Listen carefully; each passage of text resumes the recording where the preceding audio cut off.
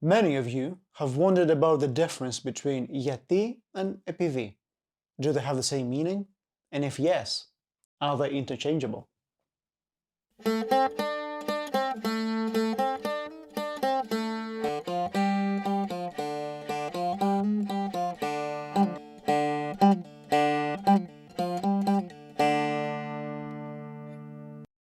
The first word for because the learners encounter is γιατί, which is also the question word why, literally meaning for what, or as we say in English, what for.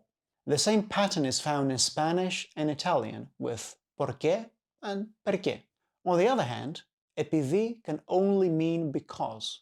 It can replace γιατί in any sentence. But this doesn't work both ways.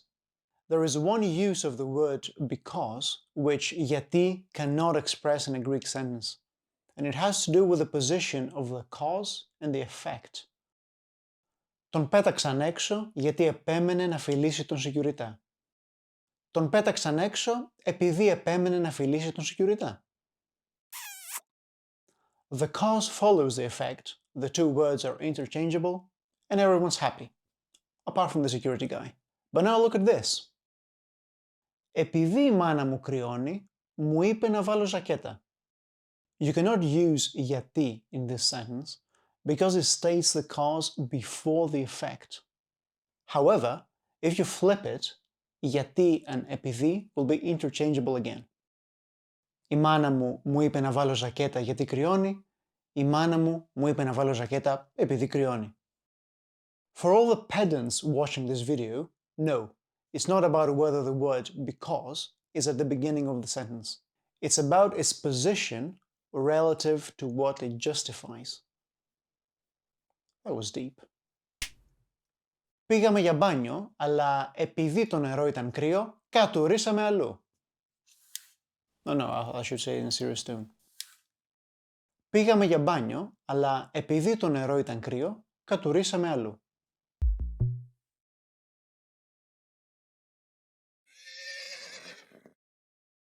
Επειδή might also be preferred over γιατί for reasons of disambiguation. Since γιατί is bisemous and can mean either why or because, speakers might not favor it when there is a likelihood of misinterpretation. Η γάτα με ρώτησε γιατί είναι περίεργη.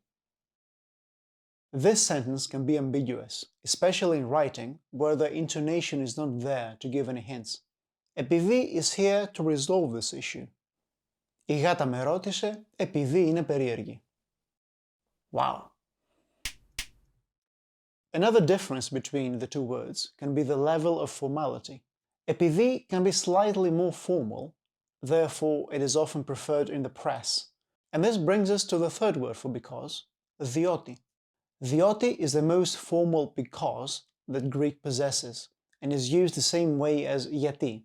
The only exception is that διότι cannot mean why.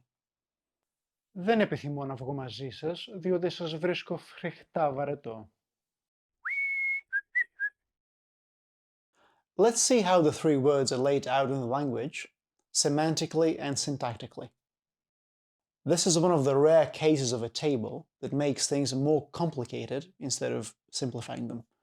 So instead, let's say an example of how each of these words can be used. The first column shows the use that only γιατί can have, that is, the use of why. The second column shows the use that any of the three words, γιατί, επειδή, or διότι, can have, that is, the use of because, with the cause stated after the effect. The third column is the use that only επειδή can have, that is, the use of because, with the cause stated before the effect. Note that just because επειδή can at times be regarded as more formal than γιατί, this doesn't mean that it's too formal for daily life. Well, that was the end of this video. Thank you for watching. Okay, I've got a semantic itch that needs scratched, and if you're not into linguistics, too bad. Let's put επειδή into perspective cross-linguistically and diachronically.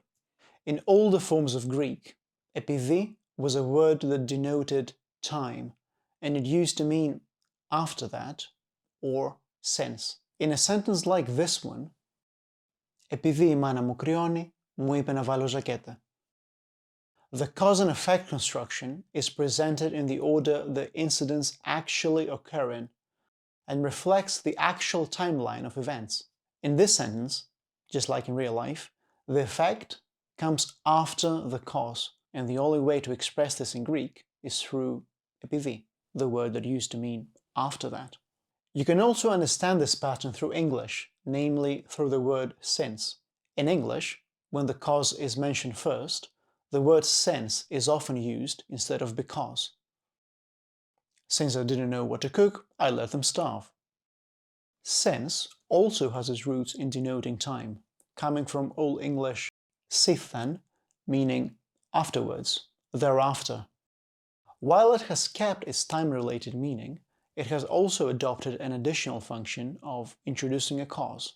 On the other hand, επειδή has quit its former role of time-telling and is currently employed in the causality industry. Not only was his previous role temporal, but also temporary. Not only was his previous role temporal, but also temporary. Temporary. An additional analogy could be made to the Russian preposition po, which can mean because of, when followed by the dative case, or immediately after, when followed by the prepositional case. In this example, we see how the demonstrative pronoun to, meaning this, when preceded by po, can generate both meanings when used with the right case. Semantically, it may or may have not followed a path similar to Greek and English. In other words, be after a gradually became be because of a.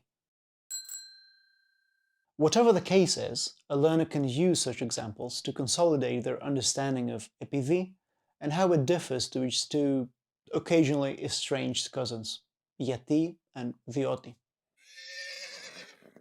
Anyway, that's really it for today. I'm George, and till next time, let's make Greek a bit more difficult.